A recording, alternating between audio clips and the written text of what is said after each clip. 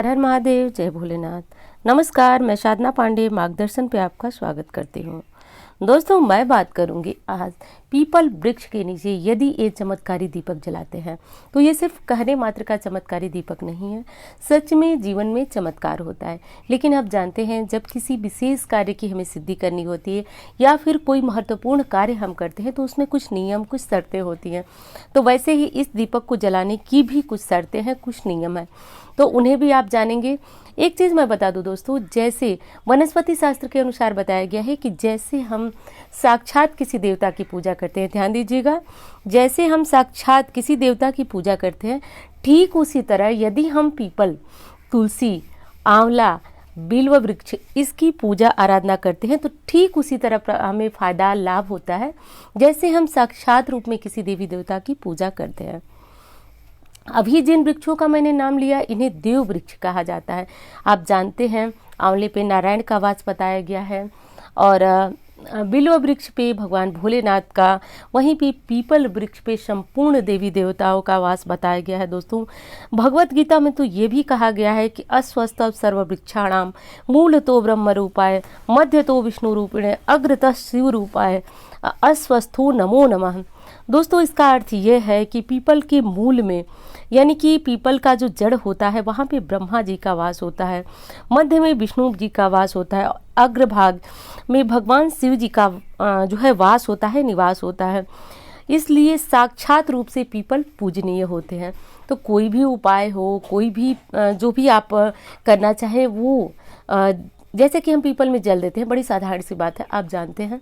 लेकिन कोई विशेष उपाय आप करना चाहें तो पीपल वृक्ष की पूजा आराधना से आपको जिन देवताओं का मैंने नाम लिया अभी, ब्रह्मा विष्णु महेश तीनों की कृपा आपको प्राप्त होती है, आपके पितरों की कृपा आपको प्राप्त होती है।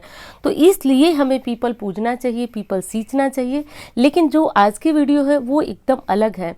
दोस्तों, एक चीज़ बता दूं मैं कि आपको यह वीडियो जो है देखने के बाद आपको कुछ चीज़ों का ध्यान रखना होगा। सबसे पहली चीज़ कि जब आप ये उपाय करेंगे तो कितने दिन करेंगे, तो 31 शनिवार आपको ये उपाय करना है।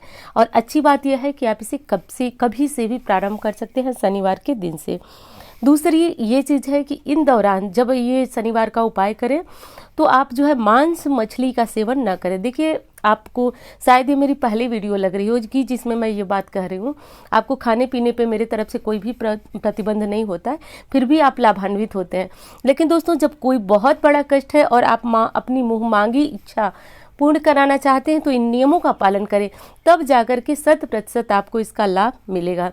तो दूसरी जो चीज़ है दोस्तों, वो आपको ध्यान रखना है कि आपको मांसाहार सेवन नहीं करना है और आपको व्रत रख करके ही ये उपाय करना है।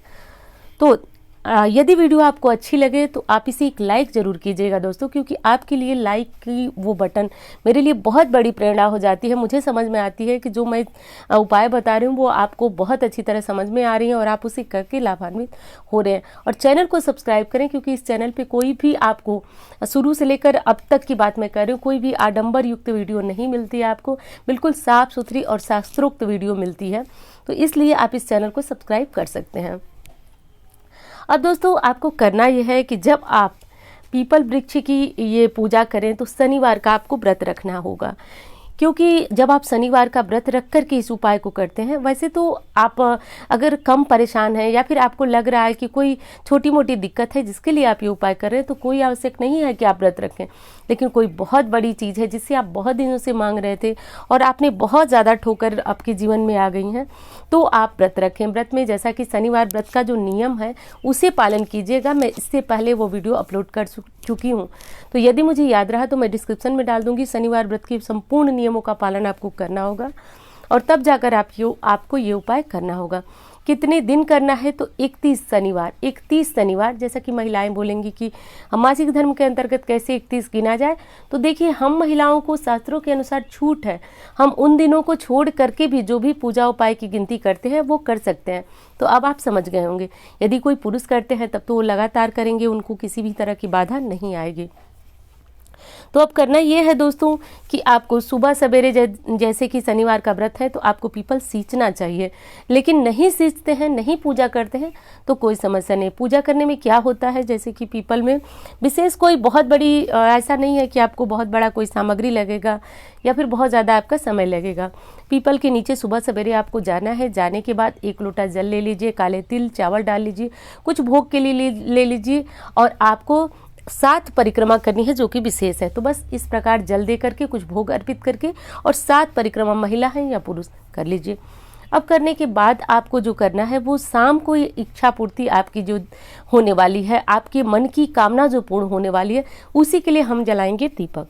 दीपक में विशेष क्या करना है वो जान लीजिए। दीपक आप जो है थोड़ा सा बड़ा लीजिएगा और कोई बहुत बड़ा नहीं लेना है कि इतने घंटे जलना है ऐसा वैसा। यदि नहीं मिले तो सामान्य जो बाजार में मिट्टी के दीपक आते हैं या फिर आटे का बना सकते हैं वो ले लीजिए। अब ये जो दीपक आप प्रज्वलित करेंगे वो सरसों के तेल का होना चाहिए। सरसों के तेल का दीपक होगा और आपको क्या करना है कि दीपक प्रज्वलित करना है, 4 मुख वाला दीपक प्रज्वलित करना है। अब आप कहेंगे स्क्रीन में एक तरफ का ही मुख वाला दीपक है, तो ठीक है, वो सिर्फ मैं इस तरह से लगा दी हूँ। आप जो है 4 मुख का ही दीपक प्रज्वलित कीजिएगा। 4 मुख यानी कि आप जानते हैं क्रॉस करती हुई जो बाती होती है वो डाल दीजिएगा, उसके चारों कोनों में आप जो है दीप प्रज्वलित कीजिएगा। अब दीपक आप जो प्रज्वलित करेंगे उसके नीचे थोड़ा सा आप चावल लेकर जाइए और ये दीपक पीपल वृक्ष के नीचे रखना है और थोड़ा सा आप चावल लेकर के जाइए। चावल नीचे रखिए, ऊपर दीपक रखिए। दीपक रखने के बाद आप उसमें काले तिल, चावल मत डालिएगा, काले तिल थोड़ा सा उस दीपक के अंदर डाल दीजिए। दीपक अंदर डालने के बाद उसके बाद आपको क्या करना है, यानी दीपक में आपको काले तिल डाल करके तभी दीपक प्रज्वलित करना है। उसके बाद अब आपको क्या करना है कि जो आपके मन की इच्छा हो, जो आपकी मन की कामना हो, वो बैठ करके और पीपल वृक्ष के पास कहिए। देखिए, प्रार्थना वही आपकी महत्वपूर्ण होती है जिसे आप हृदय से कहते हैं। बहुत सारे लोग तो यहाँ तक कोई उपाय या पूजा पाठ में पूछ देते हैं कि दीदी क्या ये सच में फ़ायदा करेगा।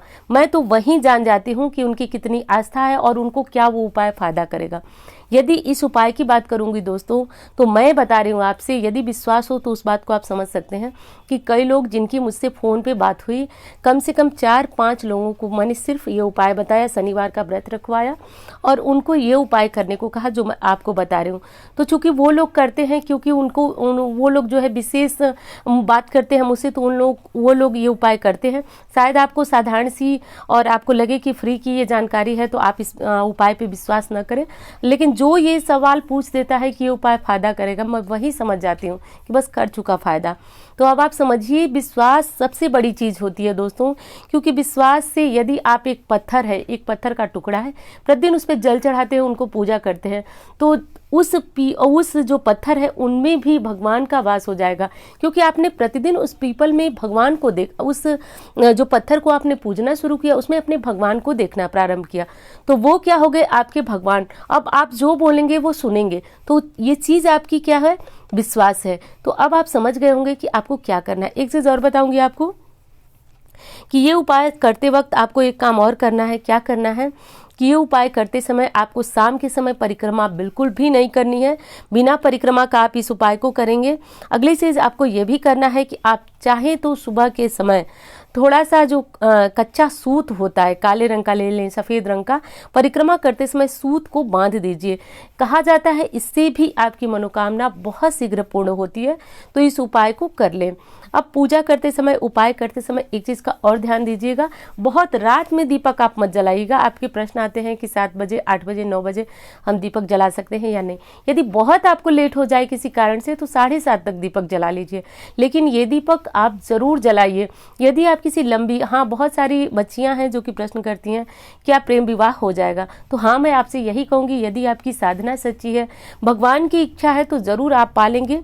लेकिन ये उपाय जो है किसी भी कामना के लिए की जा सकती है। हाँ, और लोग कहते हैं कि नशा मुक्ति के लिए, तो आप किसी भी दुनिया की कोई भी समस्या हो, आप इस उपाय को बस करें। महत्वपूर्ण चीज़ मैंने बताया कि विश्वास है, मेरा काम सिर्फ बताना है, उसमें विश्वास डालना आपका काम है।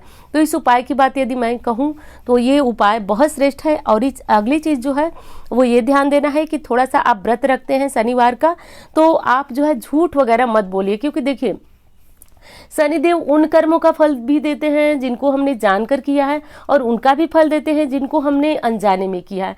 तो देखिए, किसी के प्रति बुरा सोचना, चुगली करना, इधर उधर की बात करना, ये सारी चीज़ों से आप बचिए। और इसके सबसे अच्छा तरीका है कि हम उस दिन, जिस दिन व्रत है, उस दिन फ़ोन का इस्तेमाल कम से कम करें, क्योंकि बहुत सारी महिलाएं जो है फ़ोन के माध्यम से ही इस तरह की बातें होती है। तो आप समझ सकते हैं कि मैं किस लिए कर रही हूँ। यदि हम दैनिक जीवन में ये सारी चीज़ों को छोड़ देते हैं तो निश्चित रूप से हमारे जीवन में तरक्की के मार्ग खुल जाते हैं, क्योंकि मनसा वाचा कर्मणा तीनों प्रकार से हमारी शुद्धि बहुत अनिवार्य है, बहुत आवश्यक है। तो इस उपाय को कर लीजिएगा। उपाय करने की जो शर्त मैंने बताई उसे भी ध्यान रखिएगा। दीपक का जो तरीका मैंने बताया, बिना चावल रखे दीपक मत रखिएगा। तिल का काले तिल का प्रयोग दीपक में अवश्य कीजिएगा। 4 मुखी दीपक जलाइएगा। तो ये बहुत महत्वपूर्ण जानकारी थी। बस विश्वास के साथ आप किसी भी शनिवार से शुरू हो जाएं। कृष्ण पक्ष, शुक्ल पक्ष कुछ नहीं देखना है, बस आप कीजिए। और पीपल वृक्ष की पूजा वैसे ही बहुत लाभप्रद होती है, तो इस उपाय को कीजिए। और हाँ, प्रार्थना करना मत भूलिएगा। तो इस उपाय को कर लीजिए दोस्तों। यदि वीडियो अच्छी लगे तो लाइक जरूर कीजिए, चैनल को सब्सक्राइब कीजिए। और यहाँ पे है मेरी आईडी, डिस्क्रिप्शन में भी मैं डाल दूंगी लिंक, तो आप वहाँ से मेरे नंबर को ले सकते हैं। कोई ज़रूरी बात है यदि आपको करना हो तो मुझे कॉल कर सकते हैं। तो उम्मीद करते हूँ जानकारी आपको पसंद आएगी। धन्यवाद।